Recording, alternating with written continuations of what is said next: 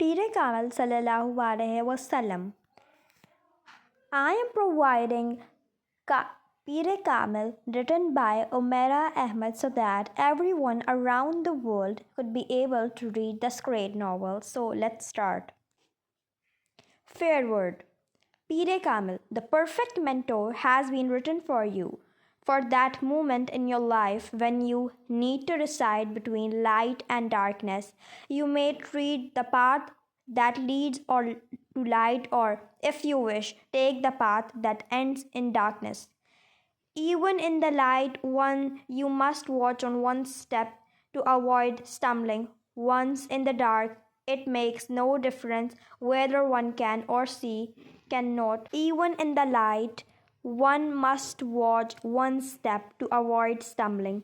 Once in the dark, it makes no difference whether one can or cannot see where one is going, for the gloom darkness, with every step till darkness, becomes one's destiny.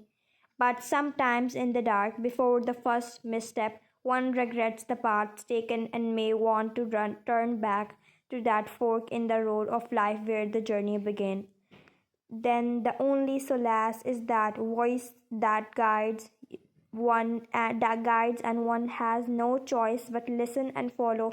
Peter Kamil is that voice that can guide one, and one can lead from the dark towards the light if one so wishes to take path, and indeed guidance is given to them who desire it. Let me once again listen to the perfect mentor, Umaira Ahmed. Chapter 1. My life's dearest desire. She fell into deep thought, the pen between her lips, then drawing a deep breath. She gave a wan smile, hard to say.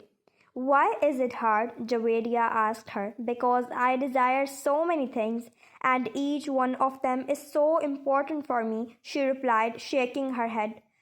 They both were sitting at the farther end of the auditorium, their backs to the wall. It was their eighth day at the FSC classes, and they spent their free period there, nibbling salted peanuts one by one. Javeria repeated her question. What's your life's dearest wish, Imama? Imama looked at her with some surprise and pondered over the question. Then, parrying the question with a demand, she said, You tell me first, what do you desire the most? I asked you first, so you should reply first, retorted Javeria. Very well. Let me think. Imama conceded defeat. My life's dearest desire, she mumbled to herself. Well, one wish is to live long, very long, she said. Why? Laughed Javeria. 50 or 60 years are too short for me. One should live to be at least 100, and then is so much I wish to do. Should I die early, all my wishes would remain unfilled.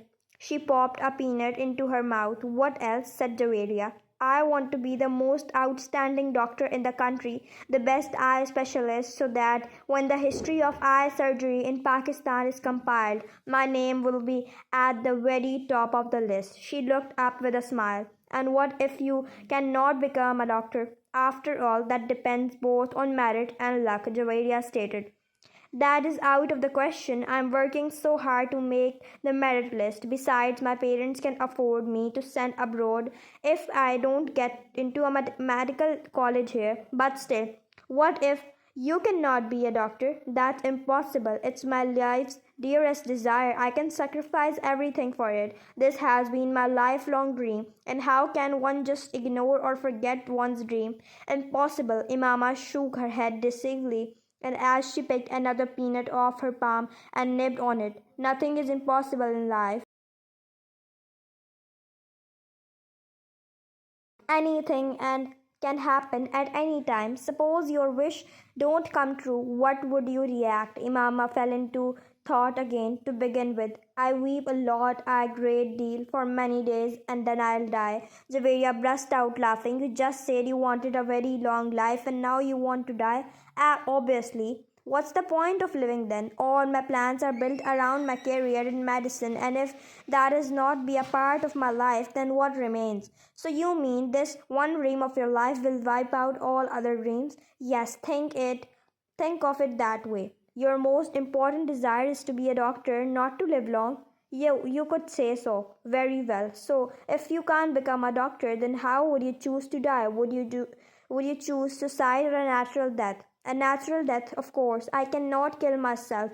Imama replied casually.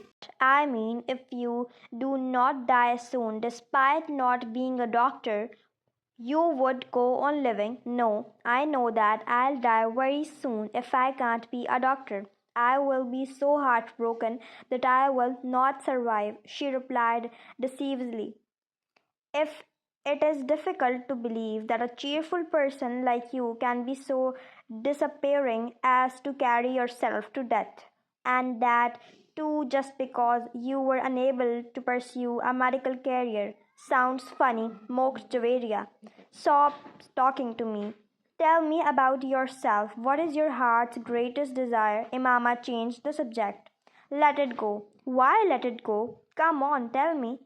You will be offended if I say it, Javeria spoke hesitationally. Imama turned around in surprise to look at her. Why would I be offended? Javeria was quiet. What is it that I will mind? Imama repeated her question. You will, Javeria murmured. Why should your life's greatest wish so affect my life that I would get upset? Imama was quite irritated.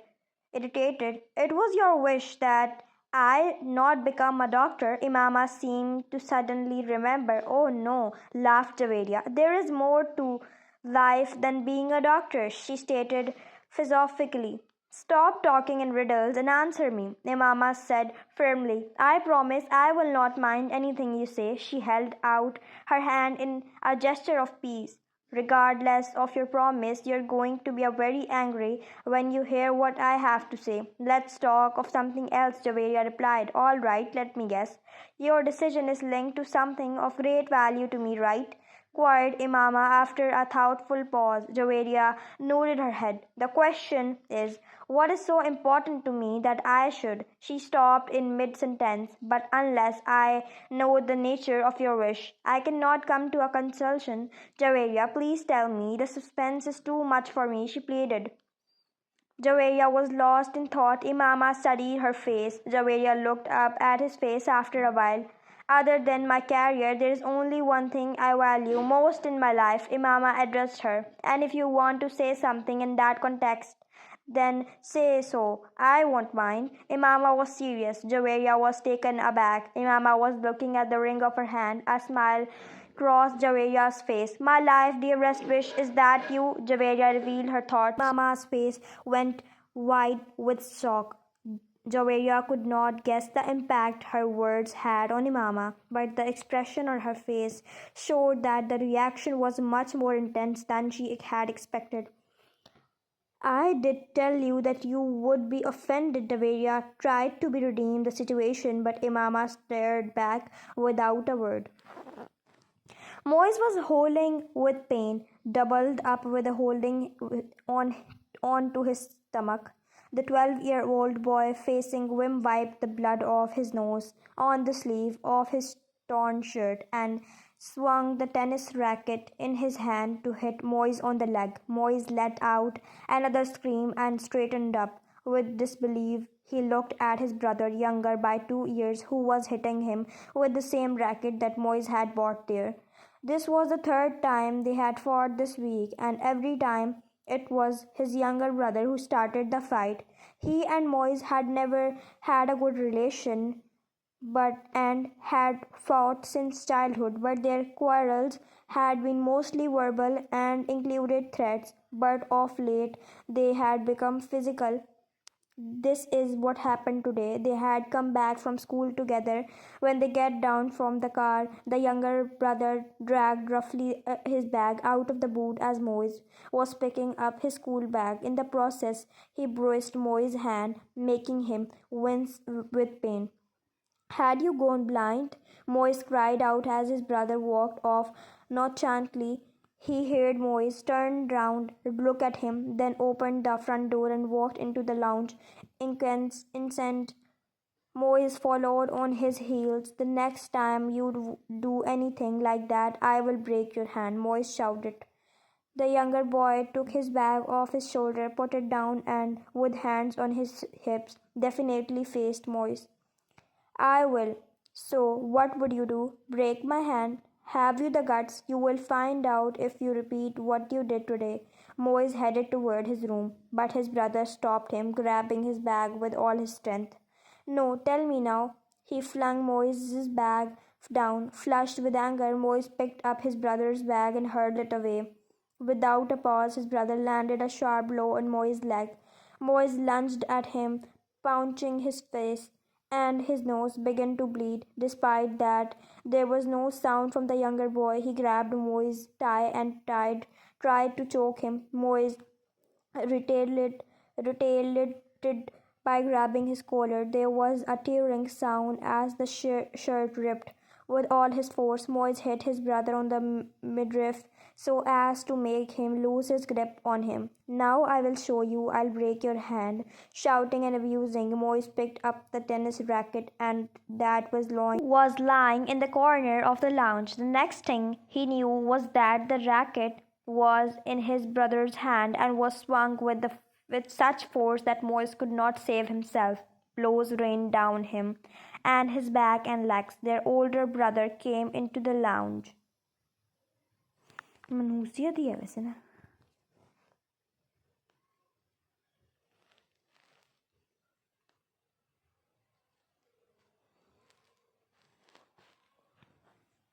That was lying in the corner of the lounge. The next thing he knew was that that racket was in his brother's hand and was swung with such force that Moise could not save himself. Blows rained down on him, on his back and legs. Their older brother came into the lounge in a fit of rage. What is your problem? You create an upheaval as soon as you get home. At the sound of his voice, the younger brother first lowered and then raised the racket again. And you, aren't you ashamed of yourself for raising your hand at your older brother? The eldest brother looked at the hand holding the racket. No, he rooted without any remorse. He threw the racket down, picked up his bag, and walked away. You will have to pay for this, Moise called out after him, rubbing his sore leg. Sure, why not? He gave Moise a weird smile. Give a bat the next time. It was not fun hitting you with a tennis racket. No bones are broken. Check your nose. It's broken for sure. For yes. Moise looked towards the staircase where his brother had been standing just a while ago. So here our episode ends, and this video was short because I didn't had any idea that do you guys like Pire Kamil in English, or are you guys interested in reading Pire Kamil in English? But now let's see your response. Thank you. Let's meet in the next episode. Allah Hafiz.